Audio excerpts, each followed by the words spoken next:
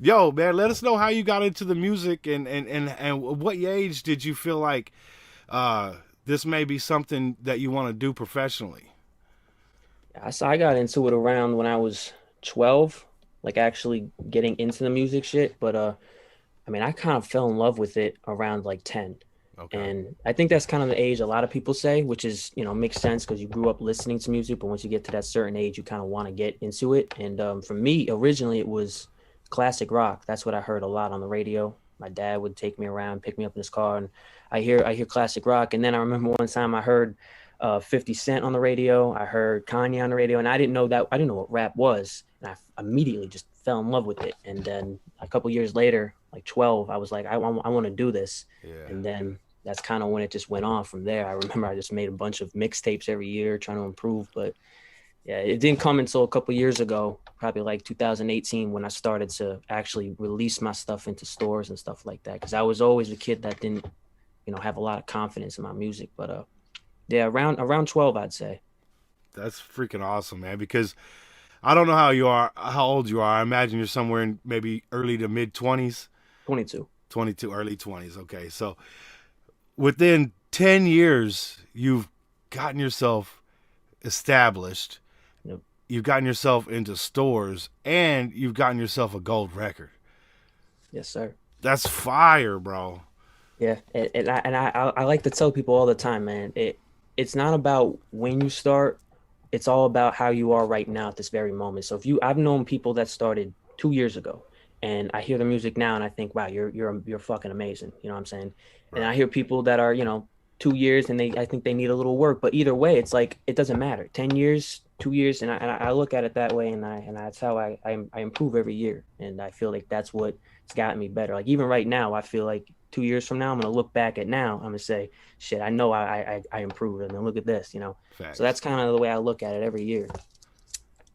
That's freaking awesome, man. Let everybody know what you're pushing. I got your details in the description below in case anybody wants to go check out more of your music. I would suggest yes. Dude's fire. He's pushing a new project. Let them all know what it is because I'm having trouble even saying the fucking word. Yeah, it's a Villaination. So literally, it's just villain and then nation Okay. together. I put it together. Basically, the album it just came out about 2 weeks ago, something like that. And right now, it's like I think it's my eighth project since 2018. So I put out a lot, and that's when I kind of formed my own label, Oh, um, nice. literally Villainous Records. So Villainous, I nice. formed that, and that's kind of I look at it like 'cause there's like a two-part chapter. Back when I first started out, like around 2012 to like 2017, I put out like four mixtapes. But Okay. then once 2018 came out, I put out all this other music. So yeah, Villaination is my latest project, and it's like a mixture between trap, boom bap. So I try to mix it up and make a lot of suit well for a lot of different people. And so far it's got a lot of good reviews. I've had some people, like you, I've seen you break down a lot of my music and, Yes, and sir. listen to it. So I appreciate that. I've had other people do the same thing. So I'm hoping that, the more it keeps growing. It's in stores. You can get it on Amazon. Literally, you can get it on my website. You can also stream it on streaming platforms. So And you probably be able to just search John Anthony on Spotify, I imagine, or oh yeah, Apple yeah. Music, and it'll I come think right there's up. maybe like two other people that I'm competing with that are John Anthony's because it's such an original name. But but yeah, I think if you also go on Google and you just type John Anthony rapper, I think my panel should pop up with every link to everything, Oh, okay. website, all that shit. So Nice. whatever works well. So at right about adulthood, you're saying you're like, this is what I want to do. This is how I want to attack the world. This is what I want to make my bread off of. Oh yeah. I How think how scary was that? Like, did you ever have a job before that? Did you? This is your only true passion and job that you ever done?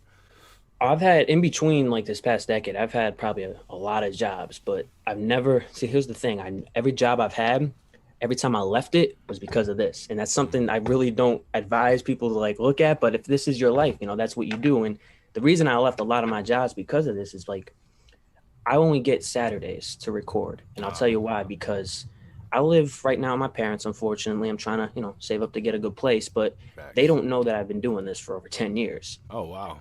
it's, and I do that for a reason. I just don't want to give them any, like, hope and be like, oh, this is what I'm doing. I'm not, going to school or all this stuff or getting a good solid job. And if I say because of rapping, I don't know what the reaction is going to be. So I'm going to wait it out. But Yeah.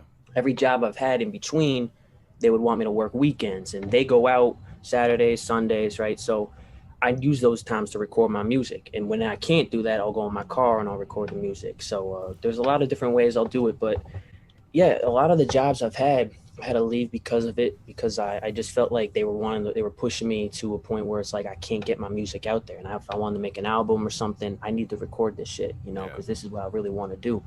Um, but early on, when I first started, I was in middle school, so I don't even think I had a job at that time. All I was doing was trying to write and get better. But the problem was, I knew I wasn't. Like, I knew I just wasn't good because it was when I was first starting out. Because I was comparing myself to a lot of artists Sure. back then. I don't know if you know Hobson. He was Oh one of yeah. those early guys. So he was someone I looked at. But one of the main guys, or a few main guys, that really got me to keep pushing this shit was I remember when I first started, I was in middle school, public school for the first time because I went through Catholic all my life. I transferred to public school for like 8 months. I went there. I didn't talk to many people. There was this one kid who saw me drawing because that's what I first kind of got into, and he said, "Yo, that's dope. Can you draw me a picture?" I'm like, "Sure."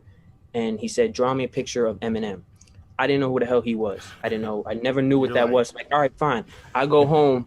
I search on the web Eminem.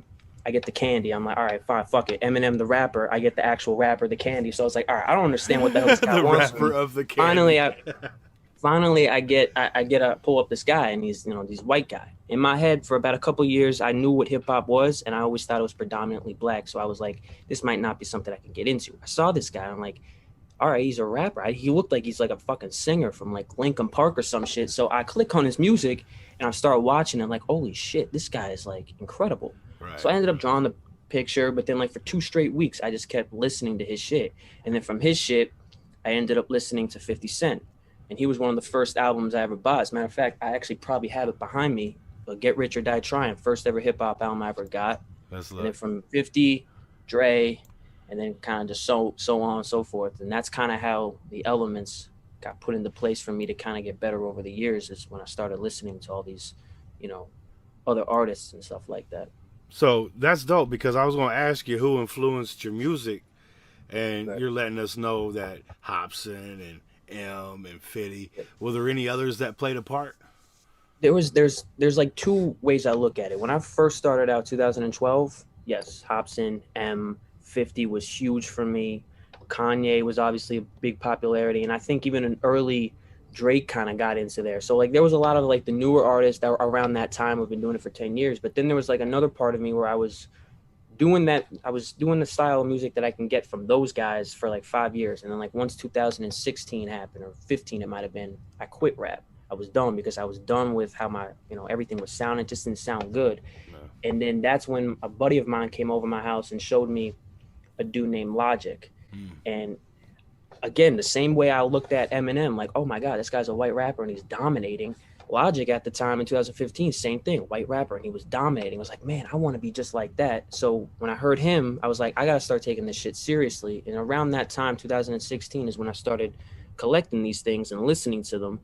And like I said, these are all classic hip hop. So that's when I was like, I got to go back. And that's where it's like a whole new world was invented. You Yeah. know, Tupac, Biggie, Big Daddy Kane, Rakim, Nas, and once I got that down, I started putting certain artists in certain categories of how I can improve. So Nas, vocally, I got to try and sound like that. Um, Big Daddy Kane, got to start to sound the flow like that. Rakim, got to be able to spit like this. Big Pun, got to learn how to spit fast like this. So I had to put them all in different orders to kind of piece my career together. And I think that's now, if I didn't do that, I don't really know if I would be here doing this. So that's why I give credit to them for that.